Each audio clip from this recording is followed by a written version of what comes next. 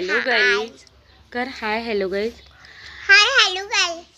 Happy Holi वरपा सगळ्या हां होळीच्या सर्वांना खूप खूप शुभेच्छा.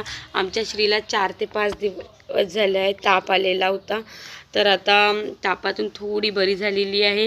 हिला मम्स म्हणून म्हणजे गालफुगी हा डिसीज झाला होता, तर त्याचा जो ताप आहे तो 4 ते 5 दिवस राहतो म्हणून डॉक्टरांनी सांगितलं. डॉक्टरांच्या सल्ल्यानुसार औषधी वगैरे घेतल्या, पण तो काही जात नव्हता. चिडचिडपणा, खूप असं अंग गरम असणं, खूप ताप असणं यामध्ये लक्षणं होते.